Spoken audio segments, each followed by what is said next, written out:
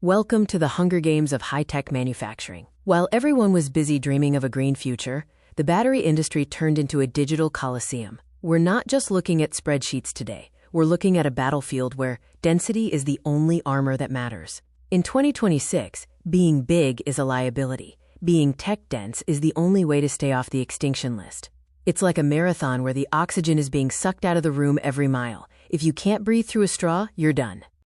Here is the paradox that keeps CEOs awake. Demand is exploding like a supernova at a 22% CAGR, yet prices are falling faster than a broken elevator, down 35% in 18 months. We are producing enough cells to power a Tesla for every resident of New York, but we're doing it for the price of a generic AA battery. This isn't a growing pain, it's a structural heart attack. The industry is currently addicted to volume, trying to outrun a collapsing floor. Welcome to the commodity trap, where innovation goes to die and margins become invisible. When your product is just a gray box that looks like everyone else's, you're not a tech company, you're a flour mill with higher CapEx. Eve's inventory bloat is up 57%. That's not a stockpile. That's a mountain of frozen cash waiting for a thaw that isn't coming. It's the business equivalent of eating glass and hoping for the taste of blood. Painful, metallic, and ultimately unsustainable.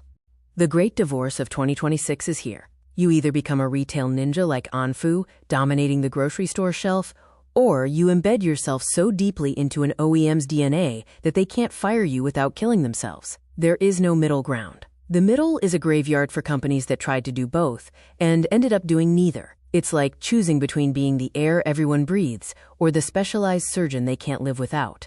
Don't be the family doctor in a pandemic. Let's look at the food chain. CAGR is effectively the heart of the premium laptop world, while Anfu is the king of the AA aisle. This table isn't just data. It's a map of who owns which territory. While Eve is trying to be a platform for everything, the specialists are carving out high-margin fortresses. In this market, diversification is often just a fancy word for, I don't know where my next dollar is coming from.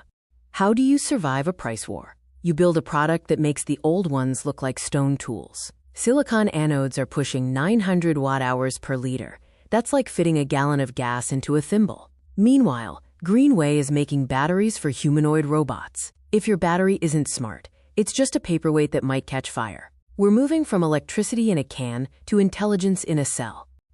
Look at Vitracell. They are the snipers of the battery world. They don't care about your smartphone. They own the smart grid and the deep-sea drill. While the giants are wrestling in the mud for consumer pennies, Vitracell is sitting on a mountain of specialized primary lithium margins. They've built a moat so deep and filled it with so many barrier-to-entry sharks that the price war doesn't even reach their shores. Made in China is being replaced by Managed by China, Made in Mexico. The IRA and EU battery passports have turned global trade into a high-stakes game of Tetris. If you can't fit your factory into a specific geographic box, you're locked out of the world's biggest markets. Nearshoring isn't a trend. It's a survival instinct. It's the geopolitical version of if you can't beat 'em, move next door to 'em. The new business model isn't vendor-client, it's Siamese twins. LGES and CAGR are now R&D departments for Apple and GM that just happen to have different logos. This isn't just about selling cells, it's about embedded moats.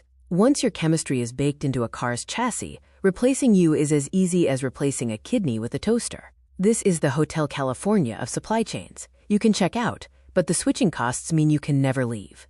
But there's a dark side. If your biggest customer sneezes, you get pneumonia.